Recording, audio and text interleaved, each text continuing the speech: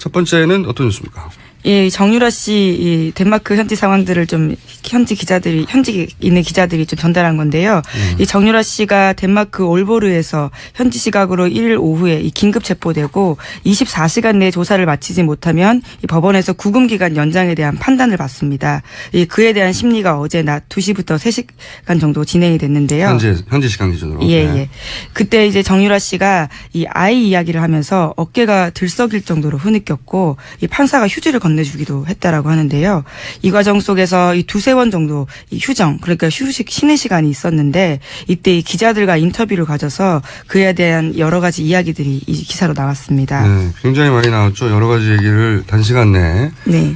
기자들한테 굉장히 빠른 속도로 얘기했어요. 네. 많은 이야기를 했는데, 여보세요? 윙윙 소리가 나네요? 네. 저희 책임 PT 잘못이라고 봅니다. 네. 자, 그런데 여러 가지 얘기를 했는데 학교 얘기도 했고요. 그죠? 예, 이대와 관련된 부분들이 가장 요새 화제가 되고 있으니까요. 네, 그리고 재산, 그러니까 예. 집은 어떻게 예. 뭐 그런 얘기도 있는데 거기에 대한 답변도 아주 빠른 속도로 준비된 듯한 답변을 했죠. 예. 네. 그리고 또 무슨 얘기를 했습니까? 예, 또 이대와 관련해서 그렇고요. 어제 전해드렸던 대통령과 관련해서 이모라고 부르는 거에 대해서는 이야기를 전달드린 바가 있고요. 또 이 세월호 당시에 이 행적에 대해서 굉장히 궁금한 점들이 많은데 그 당시에 대해서는 본인이 임신도 했었고 어머니와 싸운 상태이기 때문에 전혀 잘 알지 못한다. 뭐 이런 식의 이야기도 했거든요. 네. 예. 저는 이제 오늘 윙 소리가 많이 나네요, 이상하게. 제 몸에서 나는 소리인가요? 평상시하고 다르게. 네. 자, 저는 이제 그 얘기를 쭉 듣고 특히 이 대목 때문에, 다시 한번 짚어봐야 한다고 생각하는데, 자, 이제 그 대목을 먼저 들어볼게요. 아버지랑 어머니가 이혼하시면서 강원도 땅을 저가 인수를 받았어요. 아빠 명의로, 아빠 몫으로 있던 땅을. 그리고 그 땅으로 담보를 잡았어요. 외환은행에서. 그래서 총 2차례에 걸쳐서 36만 유로를 대출을 받았어요. 그 땅을 담보로. 그래서 1원 한 장 저희 돈 안 쓰고 그 대출만으로 이 집을 샀어요. 한국에서 이 대출을 다 갚았어요. 네. 정유라 씨의 목소리예요. 네. 근데 이제 저는 전반적으로 다 거짓말이라고 보는 게 이거 포함해서 본인이 특혜 입학이나 학점 특혜에서 다 모른다고 했잖아요. 예. 아이를 낳고 2달 만에 독일에 와서 원래 자퇴를 하려고 했다. 네, 그냥 자퇴. 근데 이제 자퇴서가 안 들어갔나 보다. 그런 얘기도 했고. 그리고 자기가 그래서 제적될 줄 알았는데 나중에 보니까 학점이 나왔더라. 네, 나도 모르는 사이에 나도 학점이 모르는 나왔다. 사이에 학점이. 예. 네. 심지어 좋은 학점. 예. 이게 말이 안 되는 게요. 자기는 이제 자퇴서를 내라고 했고 엄마한테도 그렇게 말했고 자기는 그래서 제적될 줄 알았는데 나중에 보니까 학점이 나왔더라. 네. 이건 거짓말인 게 그럼 다른 과목 과제물도 내지 말았어야죠. 예. 자기가 제적될 줄 알았는데 왜 생각해보면 맞춤법을 안 맞는 과제물 냈다 이런 거 있지 않습니까? 네, 그렇죠. 네. 그 올해 일이에요, 올해 일. 올해 여름. 네. 예, 지난해. 맞춤법 안 맞는 과제물을 냈는데 지난해죠, 이제는. 예, 해가 바뀌었습니다. 네. 예.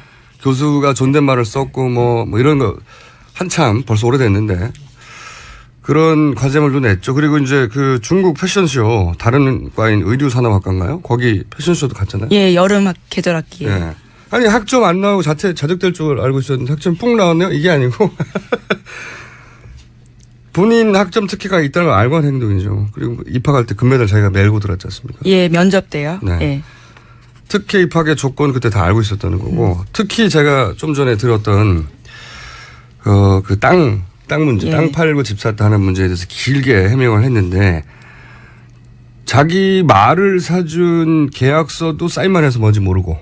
예, 어머니가 계약서의 일부분들을 가려서 왔다. 이렇게 포스트잇 있어. 예. 말도 안 되는 소리고요. 엄마가 딸한테 무슨 포스트잇을 붙여서 가립니까? 그리고 자기 자신의 입학 과정, 예. 자신의 점수 다 몰라요. 자신은. 예. 다 모르는데 갑자기 땅 문제가 나오니까 아버지 땅을 받아가지고 외환은행에서 담보로 두 차례에 걸쳐 6만 유로 대출을 받아가지고 돈을 안 쓰고 대출을 다 갚고 뭐 이런 얘기 쭉 하잖아요. 예, 1원 한 장 쓰지 않았다. 다른 돈을. 그걸 정확하게 네. 담보대출의 뭐 액수, 횟수, 네. 은행, 네, 뭐 자금 출조 정확하게 아는데 이게 훨씬 어려운 일이란 말이죠. 자기 학점도 어떻게 될지 모르는데. 네. 자기 일은 다 모르면서. 네? 그러면서도 이게 통장 입출금 내역을 막 다 마치 안다는 듯이 1원도 쓰지 않았다. 네. 저는 이 답은 연습한 거라고 보고 당연히 이 답을 외운 이유가 있다. 왜 그러냐. 이게 굉장히 이상한 거예요. 당시 그 은행에서 외화 지급 보증서 이런 거를 네. 발급했는데 이게 흔히 말하는 신용장이란 말이에요. 신용장. 네. 네, 스탠바이 해주시.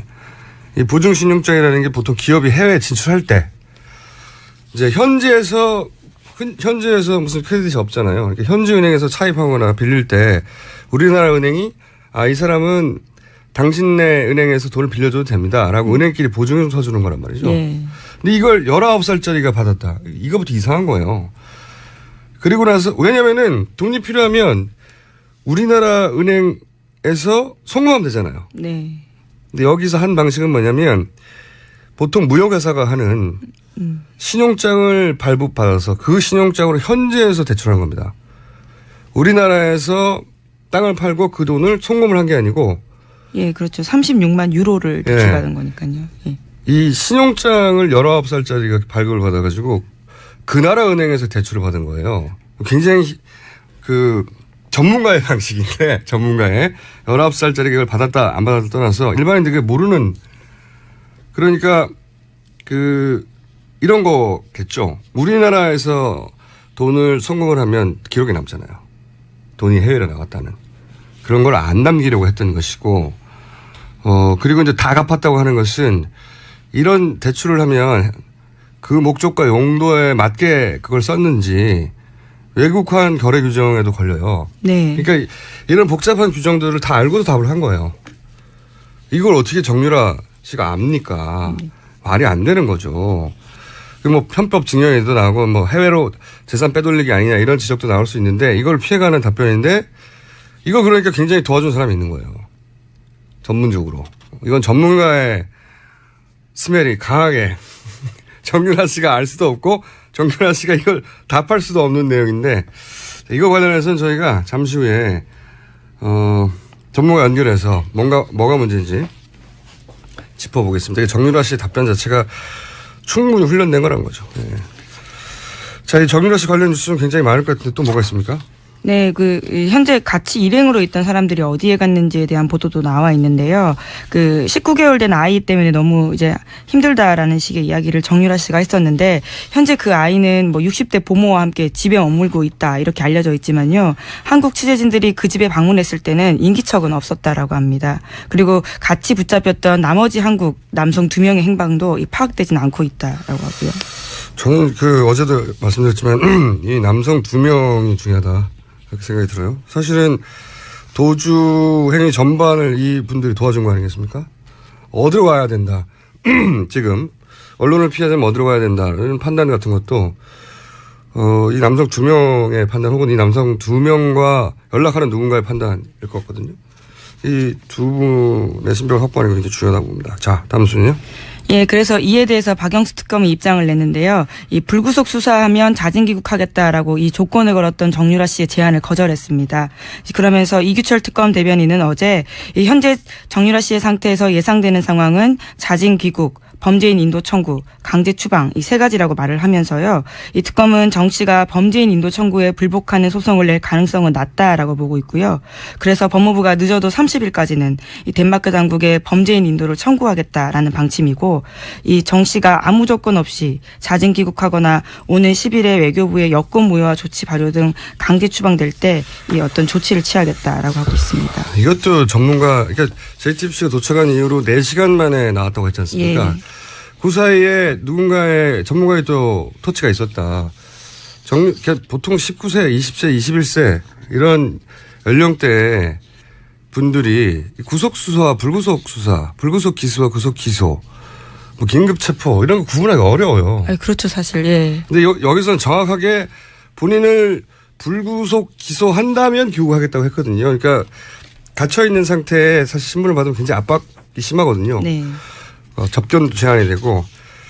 그래서 그런 조건을 딜을 거는 거죠. 예, 이 딜을 21세 못 나옵니다. 이런 딜은. 그리고 제가 좀 안타까운 것은, 답답한 것은, 그리고 의문스러운 것은 뭐냐면 법무부가 30일까지는 범죄인 인도 청구를 하겠다. 30일이 이달 말이에요. 예, 오늘 1월 4일입니다. 예. 이거 범죄인 인도 청구를 해도 그쪽에서 절차가 또 한 달이에요. 네. 게다가 이거 항소도 할 수 있어요. 이거 언제 옵니까? 특검 끝날 때까지 못 와, 이렇게 되면. 그리고 외교부는 여권 무효화 조치를 10일이라고 했거든요. 예. 일주일 후에요. 그 잡힌 때로부터.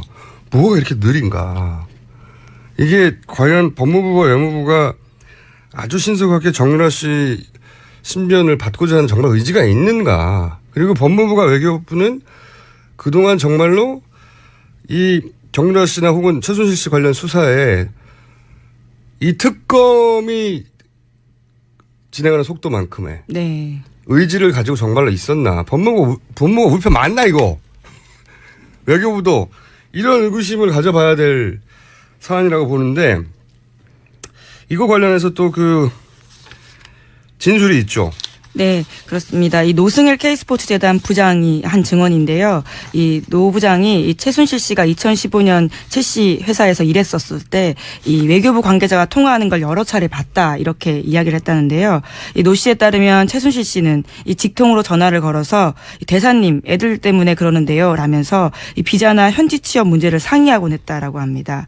이제 실제로 이 최 씨 모녀를 돕기 위해서 머물렀던 K스포츠 직원과 최 씨 집안을 돌보는 사람까지 모두 비자를 취득했고요. 그렇기 때문에 노승일 씨 같은 경우에는 이 최 씨가 수시로 연락하면서 문제를 상의했다고 하는 외교부 측에 이 정유라 씨 행방을 모른다고 하는 것은 말이 안 된다 이렇게 지적을 하고 있습니다. 그러니까요. 최순실 씨가 독일에 있을 때 대사님이라고 하며 계속 그 비자 문제나 이런 걸 상의했다는 거 옆에서 들었다는 거 아닙니까? 근데 외교부는 어딘지 모른다고 그랬다는 거고. 그리고 법무부 생각해보면 법무부가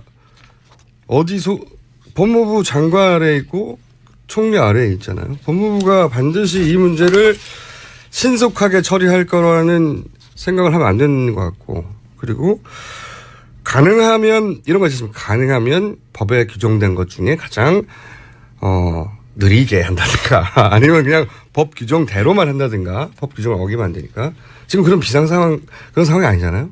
예, 실제로 특검은 시간과의 싸움이라고 이야기하는데요. 뭐 준비기일 20일 그리고 70일 해서 90일인데 시간이 그렇게 많지가 않거든요. 지금 2달 정도 남았어요. 예. 연장은 절대 안 할 거고. 예, 뭐 30일 할 수 있다고는 하지만 대통령 제가가 절대 안 떨어지겠죠. 예. 그러면 이제 2달 남았는데 특검이 있는 동안 안 돌아온다는 얘기예요. 이런 식으로 진행하면.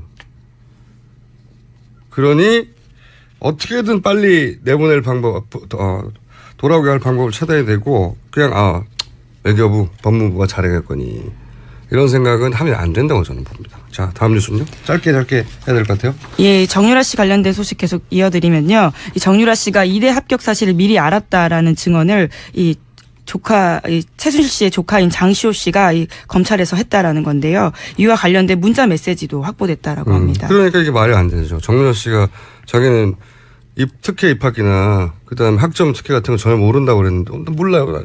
나는 자퇴할 줄 알았는데 장시호 씨한테 문자를 보냈다네요. 마침 미리 발표 전에. 네, 다 거짓말이고요. 또 정유라 씨 관련 뉴스가 많을 것 같은데 또 뭐가 있습니까? 예, 이 정유라 씨 관련 뉴스가 워낙 화제가 되니까요. 이 아나운서 출신 정미용 씨가 이제 입을 열었습니다. 자신의 페이스북에다가요. 이 정유라가 잡혔다고 요란하다라면서요. 이 특검이 스포츠 볼모지인 승마 분야에 꿈나무 하나를 완전히 망가뜨렸다. 이렇게 썼다고 합니다. 정유라 씨가 승마 꿈나무인데 망가뜨렸다. 네, 이분은 말이죠. 승마에 대해서 정말 문외한인가 봅니다. 왜냐하면은 저희가 진짜 승마 꿈나무를 키우는 관계자를 인터뷰한 적이 있어요. 그분이 정유라 씨의 승마 실력에 대해서 저희한테 증언을 한 적이 있습니다. 잠깐 들어보겠습니다. 2014년도에 한국에서 외국 국제 심판을 초청해서 예. 승마 세미나를 한 적이 있습니다. 네. 근데 그 외국 국제 심판이 한국에 와서 세미나를 하면서 그 세미나 내용에 이제 비디오를 하나 뽑아서 이제 강의를 해야 되는데 가장 좋지 않은 예로 타고 있는 선수를 비디오를 선정된 게 정유라 사진을 선정하더라고요. 왜냐하면 외국 코치는 모르니까. 외국 정유라 학생이 누군지 모르고. 네, 모르니까. 국내 선수들 중에 가장 나쁜 사례로 든 게 정유라 학생이었다. 자, 꿈나무 아닌 걸로 저희 전문가들은 정명 씨에게 진짜 승마 전문가들을 좀 만나보길 권해드리고요. 자, 다음 뉴스는 시간이 저희가 없어서 빨리빨리. 예, 그 정유라 씨 친구 아버지 회사를 알려줬던 KD 코퍼레이션 관련된 뉴스 단독이 여러 개 나왔는데요. 네, 어제 KD 코퍼레이션 저희가 얘기를 강하게 했는데 줄줄줄 KD 코퍼레이션도 끌려 나오는군요 지금. 네. 예, 제목만 말씀드리면 네. 박 대통령이 이 특허 소송까지 개입을 했고요. KD 코퍼레이션 관련한. 예. 본인은 관련 없다는 듯이 예. 실력이 있으니까 뭐 당연히 되는 거 아니냐는 식으로 얘기했는데. 예, 기회를 주자는 차원이었다라는. 네, 거짓말했다는 게 밝혀진 거죠 또. 예, 게다가 네덜란드 국왕에게까지 이 민원했던 정황이 발견됐다고 한겨레. KD 코퍼레이션을. 예. 그리고 또 원동기 흡착기 기술을. 네. 예, 그리고 또 대통령이 프랑스 방문 때 또 이 회사를 밀어주겠다는 시도가 있었다라는 진술도 나왔다라는 겁니다. 그러니까 대통령께서 그 기자 간담회죠. 간담회 한 거를 이제 음성들을 제가 쭉 저도 녹음된 거를 기자들이 몰래 한 걸 들어봤는데 이 녹음 그 기자 간담회 덕분에 더 많은 기사가 나오게 생겼어요. 이제 앞으로 본인이 했던 말을 뒤집는. 제목만 읽어주세요. 남은 거는. 예, 이 특검이 서울 남부구치소 압수수색했는데요. 이 말맞추기 정황이 발견됐다라는 겁니다. 말을 맞추는 것 같아서. 예. 구치소도 압수수색했다. 예. 특검 잘한다. 다음이요. 그리고 이제 임명진 이 새누리당 비대위원장이요. 이 광폭 행보를 벌이고 있는데 친박 핵심에 대해서 이 종양의 뿌리다 이런 이야기도 하고요. 지금 친박하고 예. 핵심과 임명진 비대위원장이 이제 대결 구도가 계속 보도되고 있죠. 예, 네. 6일까지 이 입장을 정하라는 건데요. 일본 같았으면 할복한다. 뭐 이런 이야기도 했습니다. 저는 이건 어느 정도 짜고 치는 약속 대련이라고 보는 면이 있는 게 왜냐면은 이분이 들어올 때 탈당하겠다고 하는 이정현 대표나 서청원 대표의 이야기를 미리 들었어요. 그래서 인적 송산이 어느 정도 이루어질 수 있으니 내가 강하게 나가야 되겠다. 그렇게 이제 약속 대련의 부분이 있었는데 뭐 그 과정에 양측의 감정이 좀 상할 수는 있지만 보면 이를 필요 이상으로 키우는 점이 있습니다. 네. 필요 이상으로 커지고 있다. 네.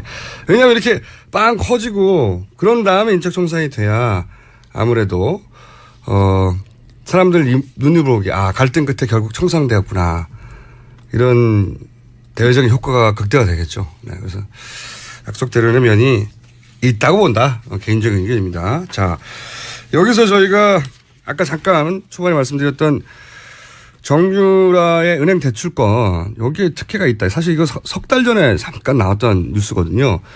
저희는 짚었는데 이번에 다시 한번 제대로 짚어보겠습니다. 일찌감치 이 문제를 제기해온 참여연대 김단균 변호사 전화 연결해보겠습니다. 안녕하세요, 변호사님. 예, 안녕하십니까. 네. 정유라 씨가 이제 그 하나은행으로부터 36만 현재 기준으로 한 4억 5천 정도 외화 대출 받았는데 이게 어떤 방법으로 대출 받았는지 잠깐 설명해 주십시오. 먼저 국내에 있는 이제 최순실 씨와 정유라 씨 공동 명의로 되어 있는 평창의 땅을 담보로 해가지고 3억 원 부분에 대해서 외화 지급 이제 신용 보증을 받았고요. 네. 또 그 추가로 이제 최순실 명의 예금을 담보로 해서 1억 5천만 원에 대해서 이제 외화 지급 그 신용 보증을 받았습니다. 네. 이걸 가지고 이제 독일 그 하나은행 그 독일 법인으로부터 외화 대출을 이제 받은 것입니다. 여기서 어떤 문제점이 있다고 보십니까? 석연치 않다고 지적하신 이유가? 네, 첫 번째는 이제 그 외화 지급 그 신용 보증장이라는 것이 이제 무역 거래를 할 때 쓰는 거거든요. 네, 그렇죠. 그러니까 대부분 이제 기업에게 발행해 주는 것이고 네. 개인에게 발해 주는 경우에도 보통은 이제 그런 무역 거래를 하는 기업의 임원들이 보통 받게 되는 것인데 당연히 그렇겠죠. 전혀 실업장인데. 이제 소득도 없고 이제 19세에 불과하고 다른 신용 거래도 없는 사람인 정유라 씨한테 이제 외환 지급 보증이 갔다는 것들이 이제 굉장히 의심이 가는 부분들이고요. 그러니까 무역에서 네네 또 하나. 네. 그다음에 이제 독일 부분에 있어서도 이제 대출을 받을 때 네. 그 비대기에 있는 이제 재직 증명서를 가지고 받았는데 예. 사실은 이제 그 정유라 씨는 이화여대 이제 학생 신분으로 잠시 승마 연수를 위해서 독일에 간 것이거든요. 공식적으로 그러니까 그렇게 되죠. 예. 예, 그러니까 장기 체류자가 아닌데 장기 체류자가 아닌 사람이 이제 해외에서 부동산을 취득하게 되면 이제 해외 부동산 취득 신고를 해야 되고 외화 차입 신고를 해야 되고 이제 많은 그 외환 거래에 대한 신고를 해야 됩니다. 그러니까 이걸 피하기 위해서 이제 그 해외에 재직하는 이제 직원인 것처럼 만든 건데요. 그러려면은 이제 노동 허가서, 독일 정부가 발행하는 노동 허가서나 체류 허가서를 이제 내야 됩니다. 근데 그런 서류가 전혀 없었는데도 외화 대출을 해줬거든요. 은행이라는 데가 이제 대출에 있어서는 뭐 굉장히 엄격하고 그렇죠. 엄격한 외화 서류 심사를 하게 되는데 그런 게 전혀 없이 이제 해줬다는 것도 이제 석연치 않다는 것입니다. 그러니까 이제 말타로 잠시 간 학생이 현재 있는 회사의 정직원처럼 그런 서류를 냈는데 은행에서 다른 관련 필요한 서류도 없는데 이 대출을 허용해 줬다는 거죠. 그런 것도 이제 의심스럽다는 거 지적하시는 거고. 국내 과정 신용보증장이 나가는 과정도 석연치가 않고 네, 현지에서 독일에서 대출이 되는 과정도 전혀 석연치가 않고 이제 그렇다는 거죠. 알겠습니다. 또 하나 지적되는 포인트가 이것이 자금 세탁 창구가 아닌가 이런 의혹도 있다라고 지적하셨는데 잠시 설명해 주시면 어떤 내용입니까? 삼성이 이제 뭐 사실상 뇌물의 대가로 이제 최순실 씨한테 30억 원의 돈을 보낼 때 그 돈이 이제 삼성타운에 있는 이제 우리은행 지점에서 독일에 있는 하나은행 프랑크푸르트 지점으로 송금이 됐거든요. 그다음에 이제 바로 이제 독일의 여러 은행으로 돈이 쪼개져 가지고 이제 나갔습니다. 결국은 이제 이런 방식으로 하나은행 지점이 이제 최순실 씨한테 돈을 받아가지고 독일에서 이제 자금을 세탁하는 그런 창구에 이용된 것이 아닌가라는 의심도 있어서 그 부분도 좀 수사를 해야 된다는 것이죠. 특히 이제 최순실 씨 자매가 뭐 한국의 부동산만 3천억 정도가 있고 해외에도 많은 재산을 갖고 있는 것으로 알려져 있고 그 방식이 이제 주로 독일과 같은 해외에다가 기업을 만들어 사실상 이제 비덱과 같은 페이퍼 컴퍼니를 만들어 가지고 이제 자금을 세탁했다는 것이어서 그런 부분에 이제 그런 은행 창구들이 이용된 것이 아닌가라는 의심이 있어서 그 부분에 대해서 좀 특검이 수사를 해달라는 것입니다. 이 대목에서는 아예 특검이 나서서 왜냐하면 일반에서는 이제 수사권이 없다 보니까요. 특검이 나서서 들여다볼 필요가 있다 이렇게 판단하시는군요. 예, 그렇습니다.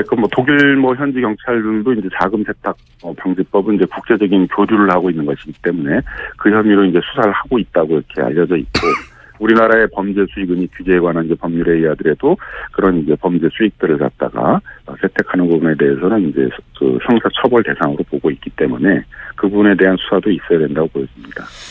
한 가지 더 여쭤보자면 정유라 씨가 굳이 한 푼도 딴 데 쓰지 않고 다 갚았다. 대출을 이미. 이걸 강조를 했어요. 다 갚았다는 것을. 왜 이 부분을 강조를 했을까요? 법리적인 부분에서 보자면. 법적인 부분에서 보자면. 예.